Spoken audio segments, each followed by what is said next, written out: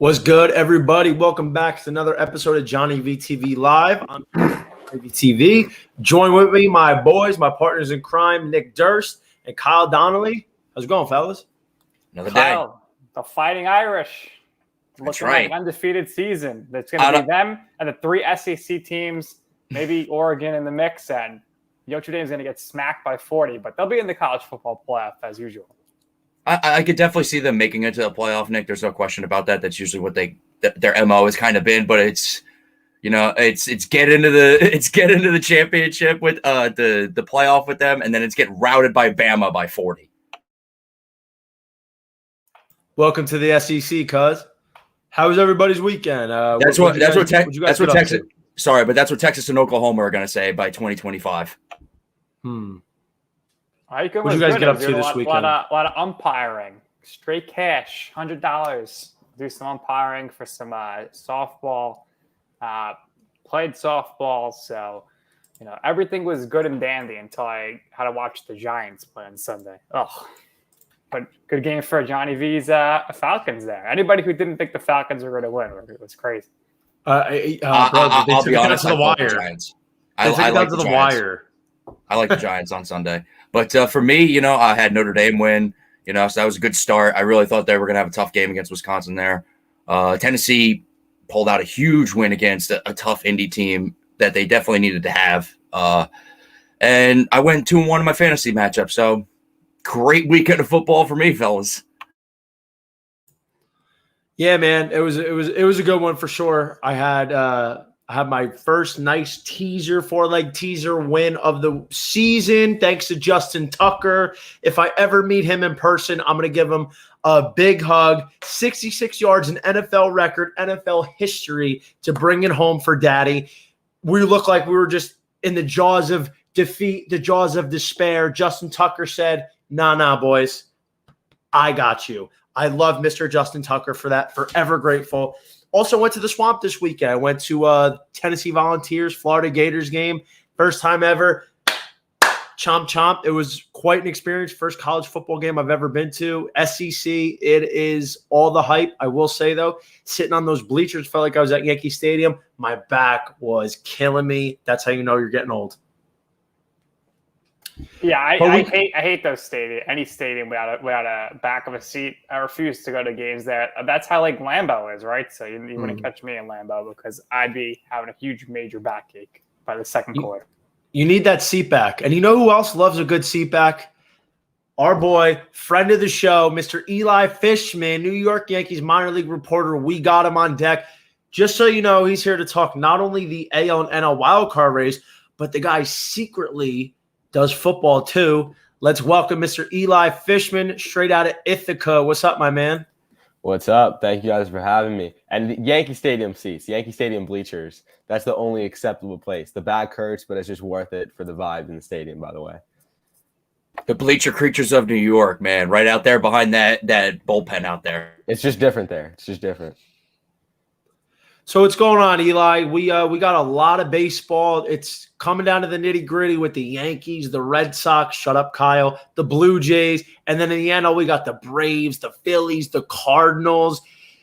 It's getting interesting, man. What are you thinking about starting off with the AL wildcard race with the New York Yankees and the Toronto Blue Jays right now? It's a lot of fun. That's all you can say. It's the playoffs right now. And whoever designed the schedule this year for the MLB did an amazing job, especially with the Yankees facing off with the Rays, Blue Jays, and Red Sox as their last three series. Last series against the Rays at home. They're in Toronto now, so that's going to be a lot of fun. And I feel like these two Yankees and Blue Jays teams who are obviously battling it out right now are really well matched. A lot of excitement on both sides, especially with the Blue Jays. Vladdy, Bichette, that's a young, exciting team. The Yankees are starting to get hot. We've seen what they can do. Obviously, 13 games in a row, and they've had their hot streak. So, it's exciting to see all that. And, obviously, as a Yankee fan, I'm hoping they can squeak in. Now, do you think it's going to be – there's three teams right now, realistically. Like, let's consider the A's and the Mariners collateral damage. Like, they're probably not – barring, the sky falling down, they're not getting in. So, it's going to be two of the three AL East teams, excluding the Rays and the Orioles. Who do you think it is? Do you think Toronto sneaks into that 2 spot with the Yankees and the Red Sox are the odd team out? It's tough just because the Blue Jays have been so good, and I feel like they honestly do deserve to be in the playoffs. But in terms of just how the schedule looks to end the season, Boston has it pretty easy, and also we've seen they're a solid, consistent team, and the Yankees have the upper edge on the Blue Jays. So I would have to go Yankees, Red Sox on that one. So AL wildcard, Yankees, Red Sox. That's gonna be a lot of fun. I'll say this, man, and I'm surprised at the Red Sox. Their offense wasn't surprising. Coming into the season, it was their pitching. Coming into the season, I thought they were going to be the worst team in the big leagues. Got a great closer. It's just amazing how good they've been, honestly. Dude, it's their pitching. That was the bugaboo for me. I was like, all right, they don't have Chris Sale. They have a bunch of okay at best pitchers that if they don't perform at even a half decent rate, they have no shot. Like their offense is, of course, is capable of putting up 5 runs a game, just how disgusting they are. But honestly, it looked more like the Yankees. I had no hopes for the Blue Jays this year in terms of making it in. And the reason I say that was because, listen, I had them over this year. I took their over 86 wins. I thought they were going to be a good team. But when it comes down to the Rays, I thought the Rays were in the 90s this year with wins. And I thought the Yankees were going to win over 100. I really did. So I was like, that's going to be a tough one. I like the Athletics and the Astros and just the White Sox from the AL Central. So I really didn't expect it from the Blue Jays. I will say this, though. If Toronto gets in, there is not a single team in the world that wants to face them right now. Nobody wants to face the Toronto Blue Jays if they get it. I think Toronto's getting in. Yankees are going to lose 5 of the last 6 games. Blue Jays are going to win at least 2 out of 3. Yankees have no shot to beating the Rays. They always lose to them. Red Sox will get in just because they're playing the Orioles and the Nationals, which are horrible. But kudos to the Mariners who have stuck with it, even though they sold at the deadline, only a game and a half back. But yeah, the Blue Jays, they're going to benefit because they are playing the Yankees. I think they're going to win 2 out of 3. The crowd's going to be pumped up tonight. They increased the capacity of fans allowed in the Rodgers Center. It's going to be rough. It's going to be rowdy. 30,000 fans there to root on the Blue Jays, who will beat the Yankees at least 2 out of 3. Yankees get swept over the weekend by the Rays, and they miss the playoffs. And we'll see if they fire Aaron Boone. I don't know about that. That's bold. Have you seen this team this week? They're hot, man. But let me tell you something. They're hot as the sun. Yankees, Blue Jays are hot, and the Rays are the best team in the AL. So it's the schedule's not easy. But are they really going to sweep the Yankees at Yankees? I think they take 2 out of 3. It starts tonight with Hinge and Ryu. Hinge and Ryu has been butter against the Yankees. 2-0 with a 1.88 ERA, 1.88 opponent batting average. If the Yankees go 2-4, they're not making the playoffs. Also, don't forget, bro, the Blue Jays are 10-6 this season against the Yankees. The Blue Jays are doing very well against New York. Hyun-Jin Ryu is the guy you want on the mound tonight. If he goes 7 strong innings, 7 innings of 2 runs or less, it's not looking good for New York for tonight. And every game right now counts. Let's hear from the Red Sox fan. He's a little too quiet over there. Well, because, I want to make sure I don't get yelled at Johnny very early in the show. I want to behave, speak when I'm spoken to, kind of that whole mob mentality. Speak when you're spoken to. You're spoken to, Kyle. Now speak. Well, I'm doing that, but you just cut me off, jackass. That being said, if it plays out the way that Nick is thinking here, where the Yankees lose 2 out of 4, I would imagine that the Red Sox would be the home team in that scenario for the wild card game. So in that case, that gives them the advantage there. I don't know. I'm not really optimistic as a Red Sox fan, especially after this week. They were one of the hotter teams in baseball, and then the Yankees just shut them down this past weekend. Just completely iced them. And I am not going to lie. Before the series started with the Yankees this past weekend, I put $5 on the Red Sox to win the World Series because I was like, hey, what if? What if? And I got them at, 23-1. I'm Just really $5? regretting that. Yeah, $5? I'm not a heavy gambler, dude. Like not even 25, just 5. So what do you win? What do you win if they win the World Series? $10? $20? No, I would have won 90. 5 for 90. You got to look at it that way. You got. I try to do my betting that way. What do you think, Eli? What's the ALCS? I think we're getting a rematch from last year, Astros Rays. I'd say that. I'd say Astros Rays. And my overall prediction is the Rays are winning this thing. Honestly, I feel like they're the most underrated team in the big leagues right now and the best team in the big leagues right now, and they're winning it. I think the White Sox are going to get swept by the Astros. Moneyball finally wins a World Series, and it's not Billy Beans. Yes. You know what the interesting thing is here?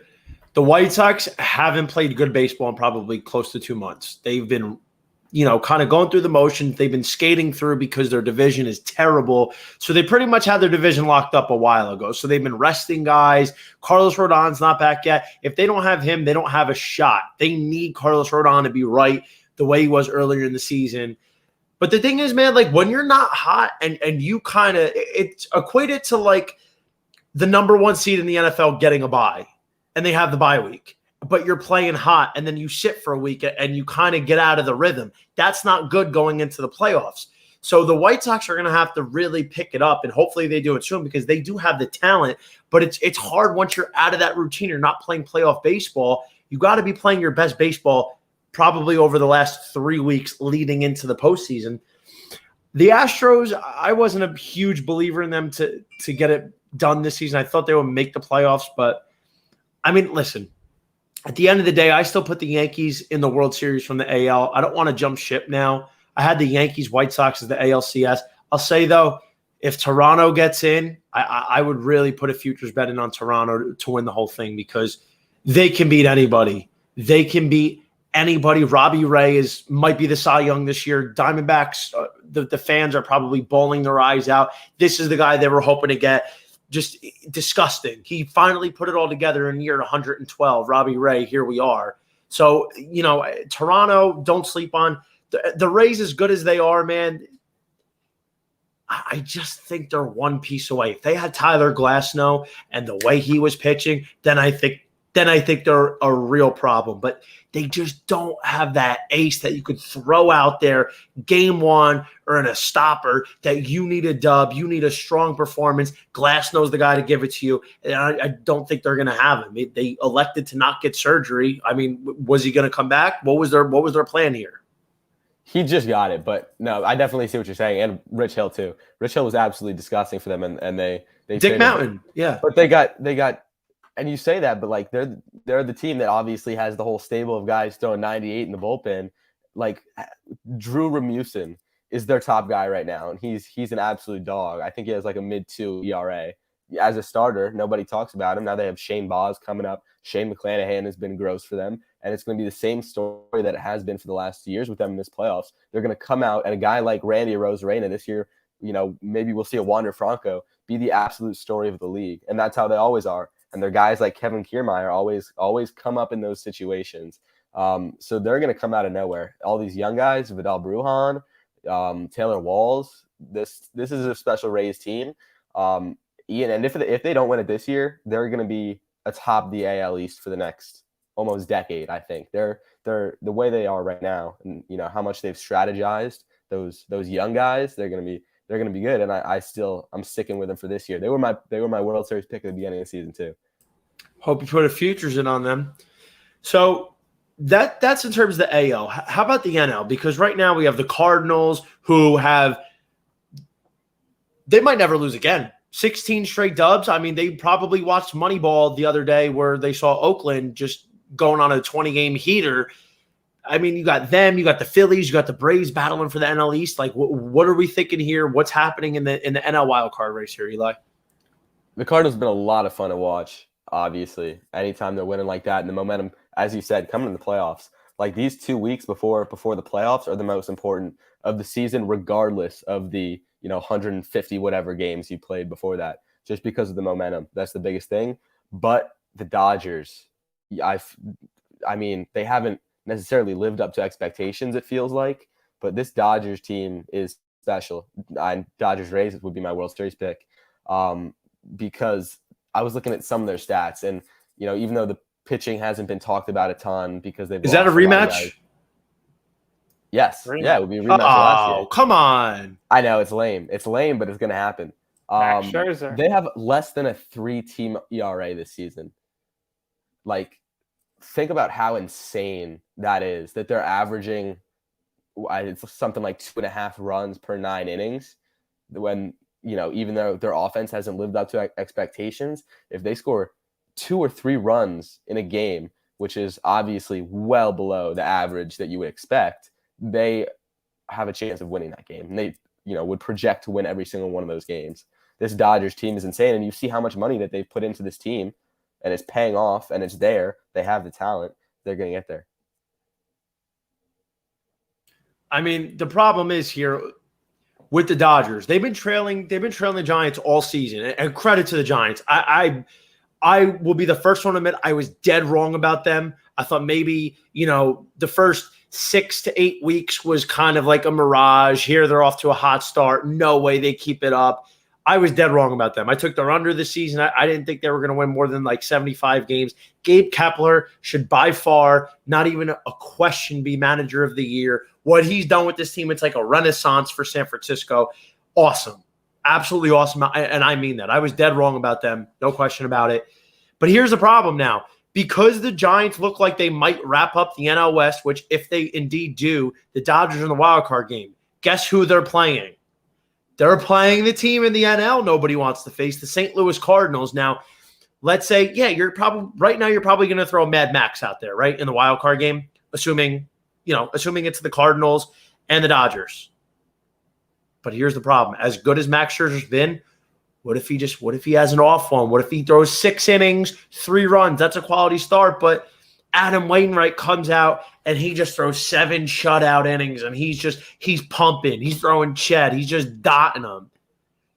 The Cardinals are going to be a tough out for the Dodgers, regardless of the talent differential and the competitive balance. Absolutely. And it's the one game too. That's obviously killer in a series like this. So, do you think about stacking a couple of your starters? Do you think about bringing out the entire stable in the bullpen, saving guys? What you do? And I feel like, the strategy in that with the Dodgers is what it's going to come down to. But I still think that they're the better team. And, obviously Max Scherzer could give up 3-4 runs in 6 innings and the Dodgers could lose this. And that's what's so crazy with baseball. You never know how it could go. It's a game of inches. But the Dodgers are still my pick, even though, you never know how it plays out. There's a lot of money on the Dodgers. Everybody's still backing them. They're taking their tickets to the window, even though to win the NL, it's less than plus 200. To win the World Series right now, they're still the favorite, plus 320. Value's not great. Who's your value pick in the NL? If you're not counting the Dodgers, in terms of the value, who do you think in the NL is the best bang for your buck to get there? Got to go with the Brew Crew. All right, they're gonna be in the NLCS, and something happens here or there, they could beat the Giants or the Dodgers. Everything's got to break right, but I don't think any of us would disagree. Where I think we're all in agreement here. The Brewers are going to handle whoever the NL East winner is. Phillies, Braves starting tonight, big 3-game series. Phillies then get the Marlins over the weekend. Braves get the Mets. So it's really all about this series because both of those teams will take care of business over the weekend. But neither the Phillies or the Braves have any shot against the Brewers, in my opinion. Neither of them are making it to the playoffs. Or not the Brewers, but the Phillies. I mean, they're not even close. I feel like the picture's definitely set for the NL as of right now. But yeah, Milwaukee's Phillies 2 games back, playing the Braves tonight. Yeah, I don't know about that one. So they are in reach. I don't know about that one. As a Red Sox fan who is just ahead, 3 games this past weekend going into the series? Yeah, I would say anything could happen. So yeah, Nick's sort of right there about that one. It's certainly going to be fun to watch over the next few days. It's a great time, man. We got one more week of baseball of the regular season. Then, man, the Fall Classic comes. There we go. I am very excited. I can't wait to watch it. Probably going to put some nice shot all on some futures bets, on some current markets here. I really want Toronto to get in. Currently, they're plus 2,500 to win the whole thing. And like I said, nobody wants to face Toronto. They're playing some good baseball. Vladdy G, I'm very pissed he's not going to win the Triple Crown this year. I mean, he was hanging in there all season, just, kind of tailed off a little bit towards the end. But let's get Blue Jays Cardinals World Series. That would be interesting. I would like that. Yeah, I would like that. The Battle of the Birds. I'd love to see the Blue Jays in the World Series. I think you guys disagree, but I think the Blue Jays, if they get in, have the second best chance to come out of the AL. I would actually. That would just mean whoever wins Rays, Blue Jays, I think goes to the World Series. I do like the Blue Jays thought there. The Blue Jays thought is nice because they're a very underdog team. Obviously, as a Red Sox fan, I'm not going to really care for the Blue Jays get there. I mean, I want my team there personally, but if I'm going to look for an NL team that I would want there, personally for me, it's going to be the Giants because I said to you guys a couple months ago, like, hey, what about this Giants team? And Johnny, like you said it to me, oh, they're going to be nothing. They're not going to be there at the end of the year. And what happened? They're there at the end of the year, and San Diego's sitting there at 500. They got Chris Bryant, which was a smart move. It was a huge pickup for them at the trade deadline. They're playing them all over because Brandon Belt's out, so they're able to move people around. I think Giants, Dodgers is going to be great. How about those Padres, though? Oh, what a Mets choke job by them. Unbelievable. Disgusting how the Padres couldn't do it. I mean, like, that's why I wasn't ready to write a ticket on them to win the whole thing. I thought they would win. I thought they would win 95 games. I did. I thought they were going to be a good team, but I was just like, there's something missing from this team. Everyone was, I think had the third best odds heading into the year. Blake Snell was not good this year. He was not good. Darvish had some good moments. Tatis, when he was on the field, was great. But I wasn't ready to write it home for the Padres. There was something missing for me. But we talked a lot of baseball so far. We're going to continue talking over the next month or so. But let's get into some football here. Kyle, I want to start with you. What was your reactions to week 3? Who or what stood out? There was a lot of good games, a lot of good fantasy going on. Take it away. Well, I mean, personally, right in my own game, Titans, Colts, Tennessee really showed up and just smacked Indianapolis at home. I was really glad to see that. But another really big thing that's kind of surprised me was the play of Derek Carr over the weekend. I'll tell you what, Nick's been right on point with the Raiders. They're for real this year, but more importantly, Derek Carr's for real this year. And for anybody that's got your fantasy football quarterback back up in limbo right now, go get yourself Derek Carr. Go put him in your lineup, lock him in. He's 25 points a week, I feel like, at this point, and he's just going to continue to get better as the season goes on. And like I said, the Raiders are actually going to contend for the division out there, especially now that Kansas City is 1-2. Nick, and that was another big shock. Sorry, just to wrap that up with the 3 group. The last place Kansas City Chiefs. I love it. I absolutely love it. Yeah, I can't believe it, man, in a way. But I love it, too, because, as a Titans fan, when, I watched Pat Mahomes escape a tackle at the 10-yard line and then completely change the AFC Championship game, I'm not going to care about him being at the bottom of that division either. So, awesome for me, but the Chargers winning them was beating them was definitely a shock. There's no question about that.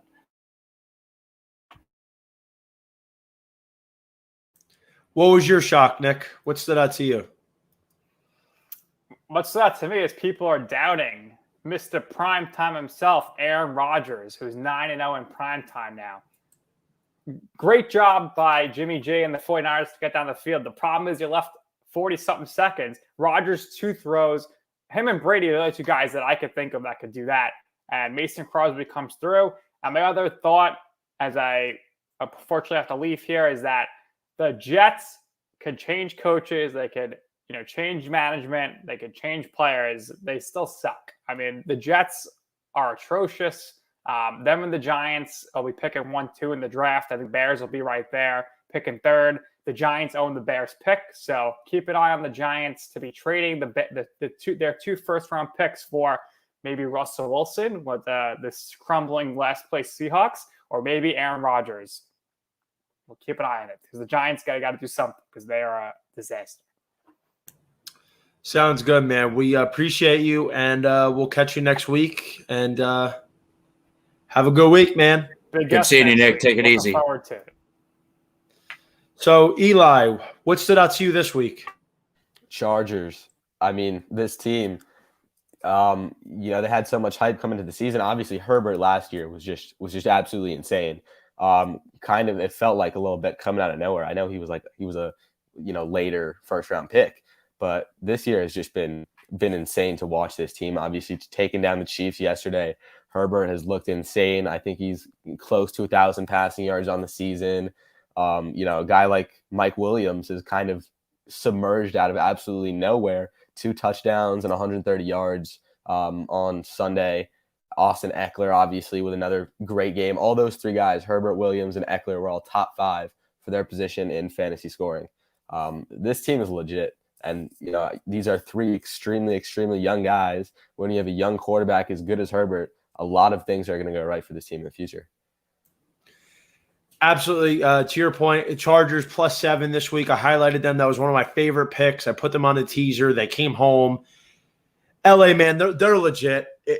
It's so funny because last season and the season before that with Anthony Lynn, and I love Anthony Lynn as a coach. I think he's a great players guy. Seems like a great guy. He's a real good dude. But the last couple of years, he was doing things that would lose games: clock management, mismanagement, just making the wrong calls, just doing dumb stuff. And the Chargers were 3-6 in one possession games dating back to 2020. So they were doing stuff to lose games at the end. Now it looks like they're doing stuff to win it. And I mentioned it earlier. The Chargers, the first 2 weeks, had some bizarre turnovers in the red zone and really bad penalties called against them that, quite frankly, made it astonishing that they only scored 37 points in the first 2 weeks. They're playing much better than that. Justin Herbert, I picked him to lead the league in passing yards this year at +1,200. He's looking like the kid that's legit. He's looking like the can't-miss prospect. First one since Andrew Luck, taking that step. Awesome to see. I love it. And Kyle, Derek Carr, absolutely. He looks great, man. Give credit where it's due. 2016, Derek Carr was in that conversation, looked like he was taking that step forward, and then, fell off a little bit. But now he's bringing it back up, leads the NFL in passing yards just over 1,200. But let me go to a guy who stood out to me that's kind of in that Derek Carr conversation that people don't really talk about, but he's putting up numbers.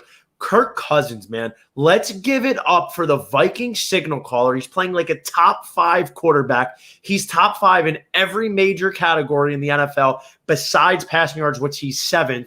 And he's only 8th in pass attempts. So Kirk Cousins, he looks phenomenal. 8 touchdowns to no picks. The guy's playing out of his mind. He had a really bad break against the Cardinals that they should have won, and then against the Bengals, which a Dalvin Cook phantom fumble. The Vikings right now could very easily be 3-0. And that brings us into our next segment of matchups we're looking at for this week. Real quick, he's doing all that in a rushing offense too, by the way. A very heavy rush offense. Yeah. I mean, against Arizona, he was like 9 of his first 11 for $150 and 2 or 3 touchdowns. Like, he's playing out of his mind. People always hate on Kirk Cousins, rightfully so. He was kind of a stat pattern, and he wasn't a big primetime producer. But let me tell you something. Let's give it up for Kirk Cousins because he's playing out of his mind right now. If the Vikings manage to win 10 or 11 games, Kirk Cousins could be up there with probably close to 5,000 yards and 40 touchdowns. He's going to be garnering some dark horse MVP votes. Love to see it. The Vikings, don't sleep on them because they could easily be 3-0, which brings us into our next segment of which week 4 matchup are you looking forward to the most? I'll start it off here. Browns at the Vikings. The Vikings home dogs again. They beat Seattle as home dogs last week. We know how it is with Russell Wilson. Let's not rehash what the Seahawks are doing in the second half this year. Only scoring 13 points in the second half of the second half for OT this season. Brutal. Over-under is 52.5, one of the highest scoring totals of the week. Kyle, what do we think here? Are the Browns going to come in, get it done? Are they going to cover? Or are the Vikings going to find a way to beat a better team? I don't know. I honestly, it's going to be a toss-up for me here, Johnny. I think it's going to be a pick'em game. Right now, the line being at -2 for the Browns. Home underdog too, by the way, with the Vikings. So that's never a good thing when you're the road team. I think the Vikings should definitely keep this game within a point. I think it's going to come down to the last possession. I could see something like a 35-34 game here. You know what I mean? Like, it's just something like that or 28-27, where it's down to the nitty gritty. And if you had to put a gun to my head right now, I probably would say it's the Browns, though, just because they simply are more impressive with more weapons and Odell coming back and not disrupting anything in that offense. Makes me feel very comfortable about where the Browns are at right now, and the fact that I said at the beginning of the year that I think that they're a real Super Bowl contender. What do you think, Eli? Absolutely. The Browns have been very impressive overall. You know, Chubb has looked great in the backfield. Baker Mayfield has been insanely impressive too. You know, it always looks like he's an average NFL quarterback, you know, in terms of just the overall profile on him, right? He's not a star. He's a solid quarterback, but he gets the job done every single week. He makes the plays that he needs to. Obviously, Odell coming back is huge. And the Browns defense has been pretty sneaky this season. They're giving up 67 rushing yards per game. They've got a strong line, and obviously against Dalvin Cook, they're going to need it this week. But I'm definitely picking the Browns. The one thing I will say, though, there, Eli, about the Browns is and with Baker is that when I was watching the game this past week, I mean, they absolutely murdered the Bears, and it wasn't even close. But the problem was that even on sometimes where the Bears did get a pass rush against Baker, he looked a little skittish back there. So that's the only thing that will worry me going into this Vikings game on the road against the Vikings with a packed crowd, the way that those Vikings fans are in that dome. I mean, that would be a concern if I were to play this game, which I'm probably going to try to stay away from because, like Johnny made the point earlier, the Vikings could easily be 3-0.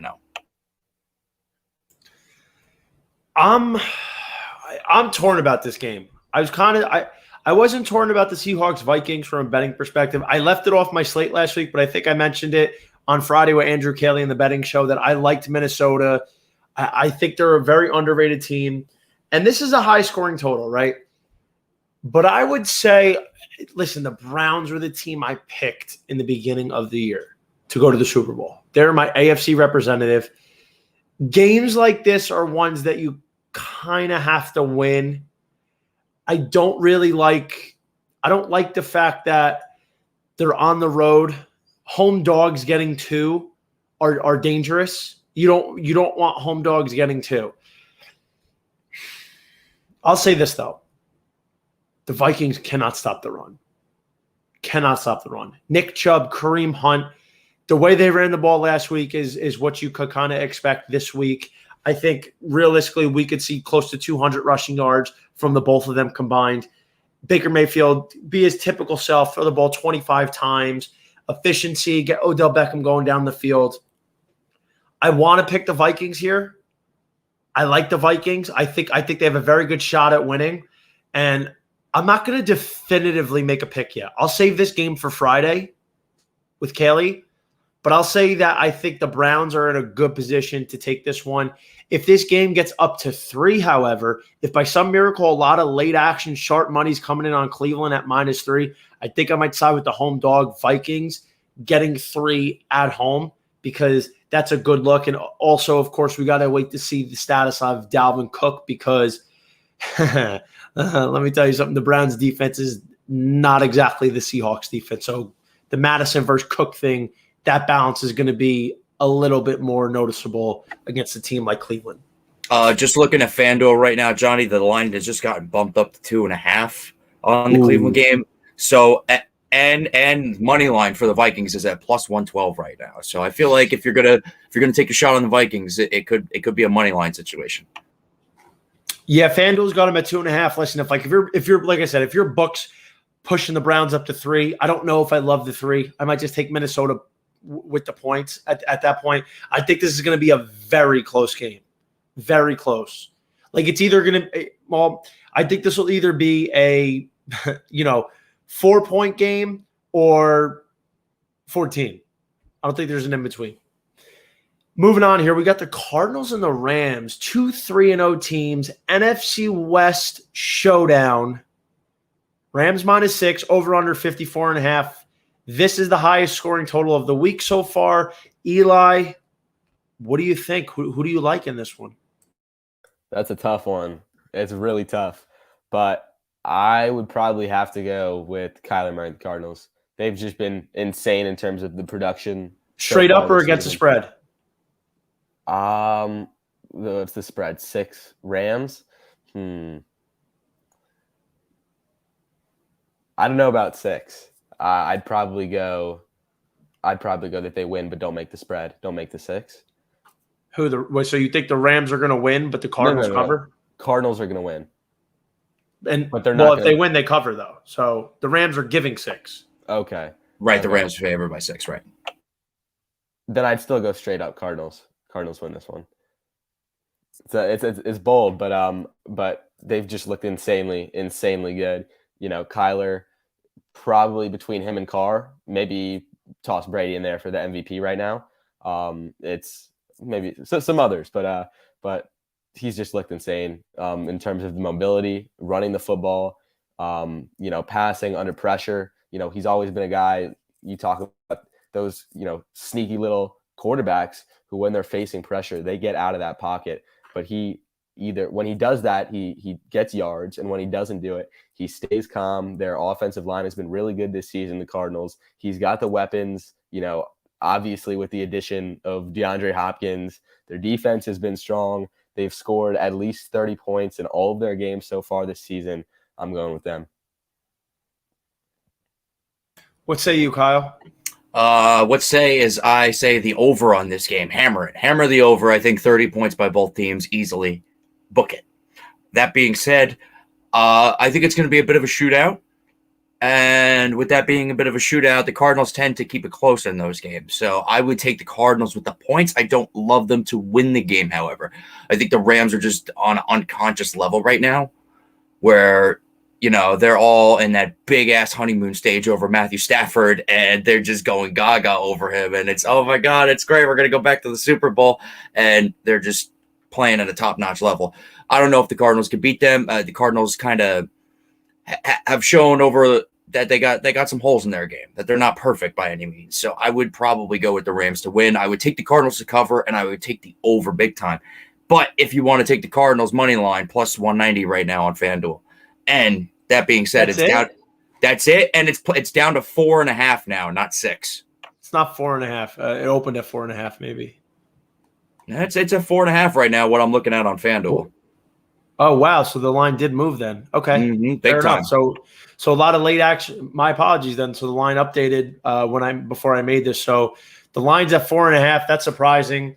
I actually like that for the Rams. So currently via the Action Network, it's only a 58-42 split, which is very good. Everybody listening to me this season so far knows I'm pretty much on the fade the public, which means the Rams now, since they're not 6 and there's only 58% of the public on them.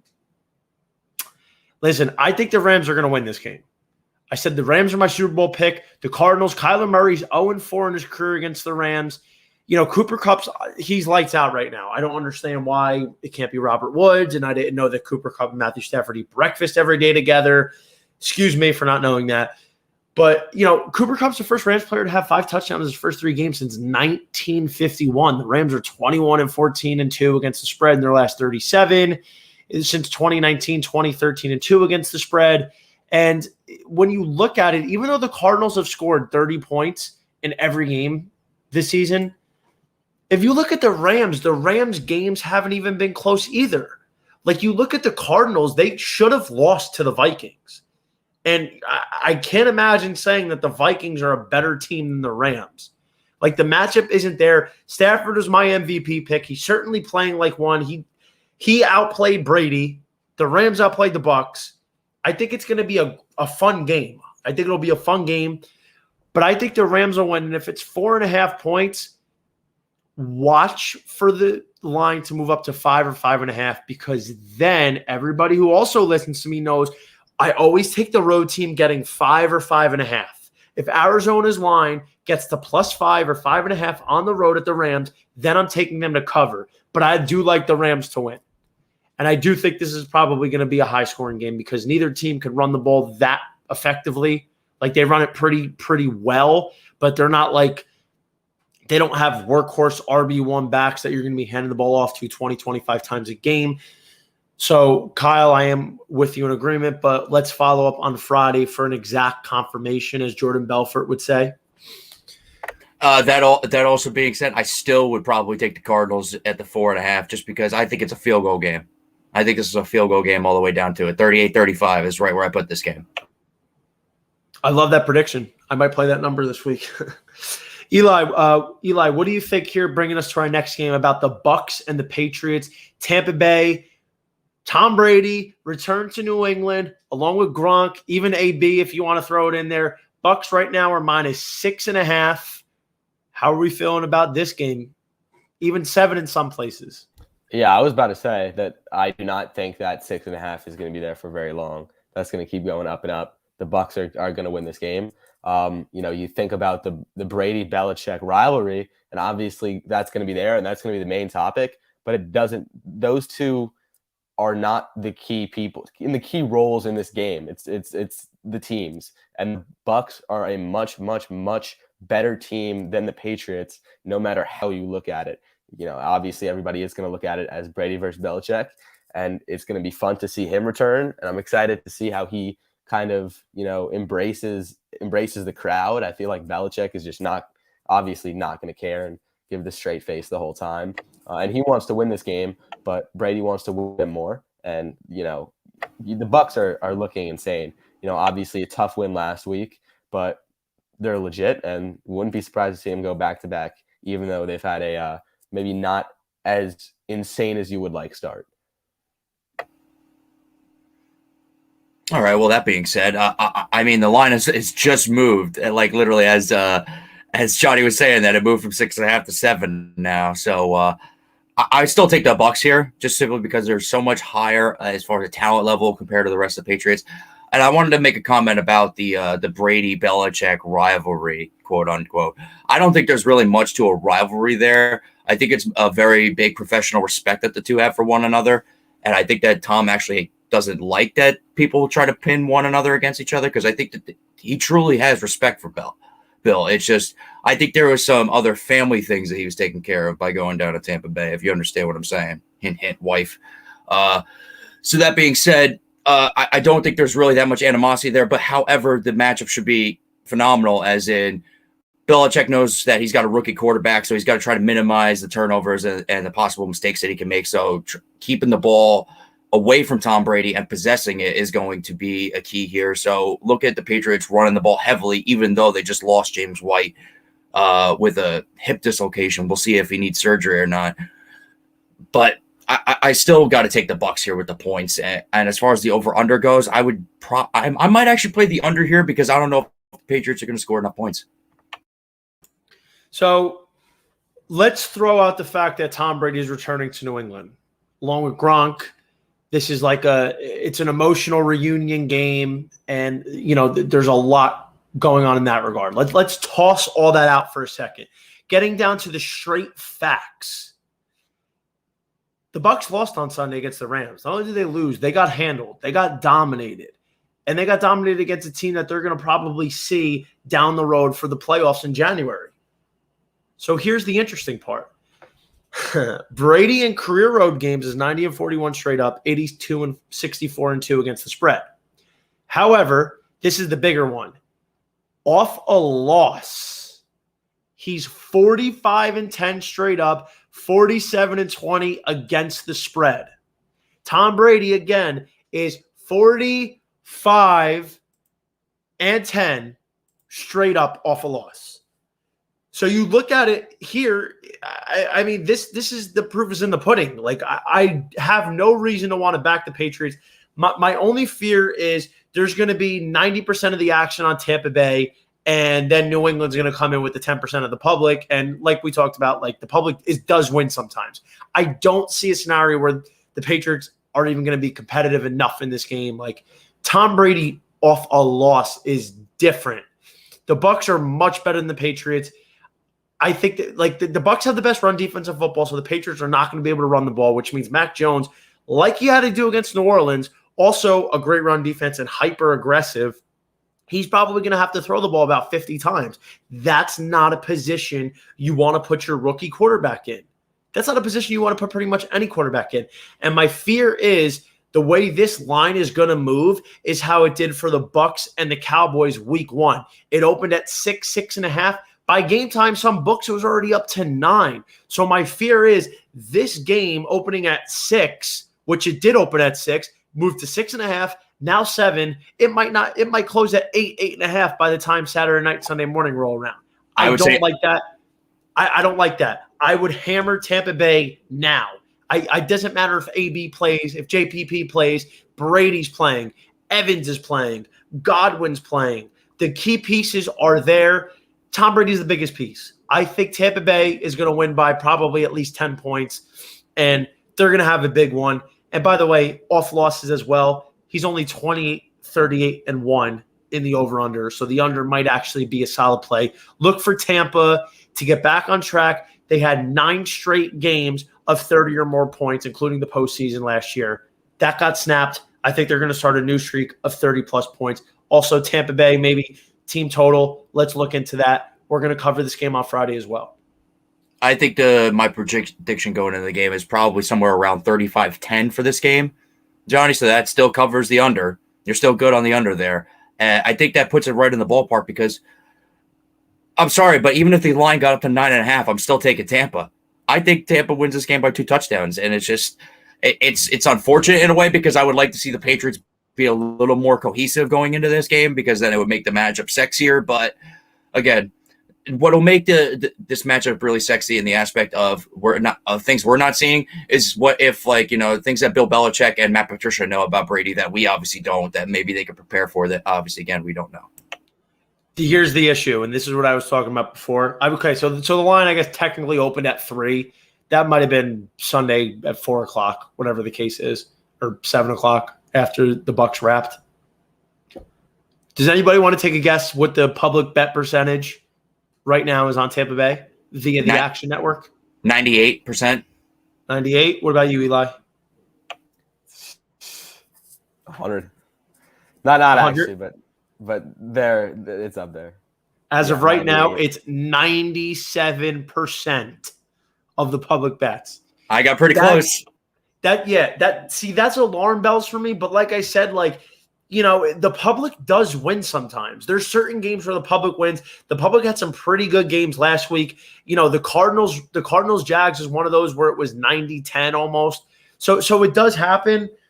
I mean, this is one of those that I definitely would throw the Bucs in a teaser leg. I didn't put him I didn't put him, you know, in there yet. But, you know, even the Bucs -1, that's a good one.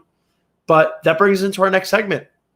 The Gambling Guineas, best betting trends for tonight of week 4. 6-point teaser. We're 3-0 on the 6-point teaser so far. Every teaser's hitting. There's no reason to not keep this trend going. First off, we got the Tennessee Titans -1.5. Anybody want to take a guess who they play? That's right. They play the New York Jets. Whether or not they have Arthur A.J. Brown is irrelevant. They got the king, the Alabama Slammer, Derrick Henry. I think the Titans should win by at least 10 points. The Jets look absolutely lost, even though their defense is really, really bad. If the Titans can't win by 2 points, I mean, we got a major problem on our hands. Next, just talked about it. Tampa Bay money line. I actually had this when it was 6. It moved up to 7. Considering the fact that they're -7, we want to get them the Bucs at -1 against New England. Sure, I'll bite. Why not? Your Honor, no objections. I like the Titans and the Bucs this week. There's a couple other teams that I'm throwing in on Friday when I host the betting show with Andrew Cayley, week 4 best bets. Make sure you tune in because we're going to be giving out a lot of winners. And I got a good feeling about this week. There's some really good games. Remember, fade the public because the public, although they win sometimes, they're usually wrong. Pay attention to the signs. Cuz of Deech, it's Gambling Guineas, Weekly Taste. Mr. Eli, you got a bit of business here, my friend. Who is your emerging player of the night? Brought to you by Emerge Sports Group, our boy J-Hen. Take it away. Noah Syndergaard making his first start in 2 years, coming off of Tommy John surgery. And he's facing the Marlins. So that's always a nice thing to see. Walking out of the tunnel when you're making your return to the big leagues, seeing a team that struggled as much as them. And, you know, he pitched very well in his rehab. Everything's gone pretty well. So he's going to come out and shut it down and probably help out the Mets a lot. Love it, man. Too bad Sooner couldn't make his way back sooner. They really could have used his help. And such a waste. Waste. We had Frank the Tank on over the summer. Kyle, what was it? July? We had Frank the Tank on, and he's maybe late June. Late June, yeah, something like that. And he just went off on the Mets, and I was like, bro, like I couldn't tell if it was negativity or just like, you know, pessimistic fanhood. And no, it's just the attitude of same old Mets again. He had the right mentality as a Mets fan. Let's give him that one. He did. He knew what he was. He knew what he was talking about. Kyle, lead us in, baby. What's your final thoughts? Well, my final thoughts is I want to say thank you to my brother-in-law who's bringing me to the Jets Titans game this weekend.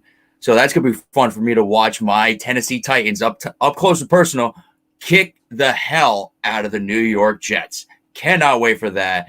Here's what I'm going to tell you. Your best bet of the week, 2 touchdowns on Derrick Henry and the Titans winning by 10. How about that? Thank you, Your Honor. No objections. Okay. All right. Relax here. That's my catchphrase that I'm going to trademark. I'm sorry, but you're getting me into the mood here of getting pumped up for my own team here, especially when you put it in your own betting trend, sir. So sorry, you're getting me all hyped. That's fine, but like Your Honor, no objections is mine. Okay, so how about this? Something else. Because Kyle Donnelly said so. How about that one? How about we'll just go with like that? I'll rip up. I'll rip off Stone Cold. I'll rip off Stone Cold and I'll shave my head, and we'll have that ready for next week. I like that. I like because Kyle Donnelly said so. I like that. I do. I'm a fan. Eli, buddy, what are your final thoughts here? I don't know. It's tough to be a New York football fan, but I'm hoping the Yankees can bring me some joy, especially tonight. Gonna go, watch this big game in Toronto. Yeah, gonna be eyes glued to the baseball screen. I gotta finish watching a movie. I was watching Boogie Nights in pieces today. Never saw it. It's a pretty interesting movie. Anybody with Mark Wahlberg? But I would say, before we cover sports, I mentioned a little bit last week. This is the week. Let's go. The Sopranos movie, Many Saints of Newark, on HBO Max on Friday. I've been waiting a very, very long time. There's going to be a lot of great movies coming out. First, we got The Many Saints of Newark. We got Venom 2, my boy, Man Crush Monday. Tom Hardy, the best actor of this generation. We got No Time to Die, the final James Bond movie via Daniel Craig. It's going to be a good one. I'm definitely missing a movie somewhere along the lines coming up. That movie I think you're thinking about is the new Kurt Warner movie coming out on Christmas Day. It absolutely was not, but I kind of am excited. But there you go. You're excited about it. They did. I remember hearing about it. They made a Kurt Warner movie, bro. Wild. That's very interesting. But sports-wise, you know what, man? I want to see my teasers come home again. My final thoughts are, let's keep hammering the teasers. Let's stay hot. Let's make this money. I'm very excited for the prospects of winning a lot of Shkadol in week 4. Build on that hot streak. If it pleases the court counselor, let's get down to brass tacks and keep hammering the house. Thank you, everybody, for joining us so much. You can follow us on Twitter. If you're watching on Twitter, obviously you got mine, but it's at _JohnnyVTV. Nick, who had to leave early, is at Nick_Durst. Kyle doesn't have a Twitter, and Eli's at Eli J. Fishman. Great minor league reporter for the New York Yankees and a close personal friend of mine for over 10 years. I knew this kid since he was basically in diapers, covering the Seton Hall University games. Kid was a savage back then, and he's on his way. Eli, always a pleasure. Big friend of the show. We're definitely going to have you on, and we really appreciate it, man. Best of luck the rest of the way, and we'll talk to you soon. Yeah, thank you guys so much for having me. A lot of fun, as always. Thanks for being on. Take it easy, everybody. Tune in next week. We're going to have more NFL talk. And by the way, we have none other than Chris Gronkowski, inventor of Ice Shaker, brother of Super Bowl champion Rob Gronkowski, on the show this week. Cannot wait to get this guy on. It's going to be one hell of a show next Tuesday. But before that, let's not forget, myself and Andrew Cayley on Friday will be talking about the Week 4 best bets. Take it easy, everybody.